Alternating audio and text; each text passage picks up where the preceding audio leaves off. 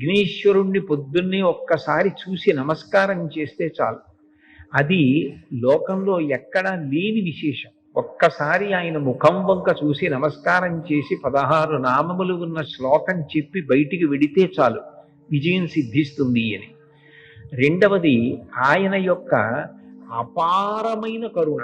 ఇంకా అంతా ఇంత కరుణ కాదు విఘ్నేశ్వరుడిది. ఆయన క్షమించినంత తొందరగా ఎవ్వరూ క్షమించరు. మీరు చూడండి, అందరికన్నా ఎక్కువగా మరిచిపోయే లక్షణం ఎవరికి ఉంటుంది అంటే పిల్లల యందు ఉంటుంది. మీరు పిల్లలు అనేటప్పటికీ ఒక విషయం జ్ఞాపకానికి తెచ్చుకోవచ్చు. పెద్దవాళ్ళు ఏదైనా తింటున్నారనుకోండి, ఎవరో పెద్దలు వచ్చారు ఇంటికి, ఇంట్లో భోజనమో ఫలహారమో చేస్తున్న పెద్ద ఆయన ఆ పళ్ళెం పట్టుకునో లేకపోతే చేతిలో ఏ ఉండ్రాయో కుడుమో పట్టుకుని తింటూ వీధిలోకి వెళ్ళి స్వాగతం పలకడం, ఆ పళ్ళెం లోపల పెట్టి తాను వెడతాడు. విఘ్నేశ్వరుడు ఒక్కడు మాత్రం చేతిలో కుడుము పట్టుకుని తిరుగుతూ ఉంటాడు. అంటే పిల్లవాడి లక్షణం. పిల్లవాడు చూడండి, తాతగారు ఎవరో పెద్దవాళ్లతో మాట్లాడుతుంటే వచ్చి తాతగారు తాతగారు అని విసిగిస్తాడు. తాతగారు కాసేపు పక్కకి పో అని విసుక్కుంటే కోపం వచ్చి పక్కకి వెళ్ళిపోయి తాతగారు నన్ను దెబ్బలాడారని మనసులో పెట్టుకుని బాధపడతాడు, ఏడుస్తాడు.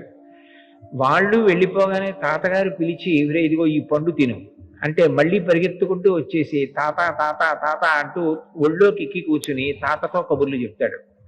అంటే ఆయన మనసుకి కలిగినటువంటి కష్టాన్ని చాలా తొందరగా ఒక బాలుడు ఎలా మరిచిపోతాడో అలా మరిచిపోయి క్షమించగలిగినటువంటి గుణం, అనుగ్రహించగలిగిన గుణం విఘ్నేశ్వరుని యందు ఉంది. అందుకని ఆయన బాలరూపంతో ఎప్పుడు చేతిలో కుడుము పట్టుకుని తిరుగుతూ ఉంటాడు. అది కారణం. బాలగణపతి అని ఎప్పటికీ ఆయన పరమశివుని యొక్క పెద్ద కుమారుడు. తమిళ దేశంలో పిళ్ళయార్ పిళ్ళయార్ అంటుంటారు. పెద్ద కొడుకు పెద్ద కొడుకు, ఎప్పటికీ అలా పెద్ద కొడుకు ఒక పిల్లవాడిగా ఉండిపోవడానికి కారణం ఏమిటంటే ఆయన యొక్క క్షమాగుణం. ఇది రెండవ లక్షణం. ఇక మూడవ లక్షణం ఏమిటి అంటే విఘ్నేశ్వరుణ్ణి స్మరించినంత మాత్రము చేత విఘ్నము తొలగిపోతుంది. విఘ్నము అంటే పరమ ప్రమాదకరమైనది. అది కార్యహంతి, అంటే ఇక కార్యము జరగకుండా చేసేస్తుంది. ఏదో కష్టపడితే కార్యం జరగడం కాదు, అసలు ఇక ఆ కార్యం జరగదు, అర్ధంతరంగా ఆగిపోతుంది. అట్లా కార్యం ఆగిపోయింది అంటే విఘ్నేశ్వరుని యొక్క అనుగ్రహం లేదు అని గుర్తు. అందుచేత విఘ్నమును తొలగించి కార్యము జరిగేటట్లు చెయ్యగలిగిన వాడెవరు అంటే విఘ్నేశ్వరుడు. విచిత్రమైన విషయం ఏమిటంటే ఇంత గొప్ప అనుగ్రహం ఇవ్వగలిగినటువంటి విఘ్నేశ్వరుడు కేవలముగా తనకేదో పెద్ద ఉపకారం చేస్తే, చాలా గొప్ప పూజ చేస్తే అనుగ్రహించడం కాదు, పరమ తేలికగా అనుగ్రహిస్తాడు.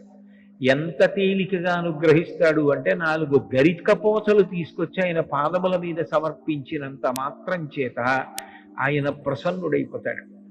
అందుకే ఎక్కడా లేని రీతిలో ఈ గరికతోటి విఘ్నేశ్వరుడికి పూజ అంటే ఆయన యొక్క సౌలభ్యాన్ని ఆ పూజ తెలియచేస్తుంది.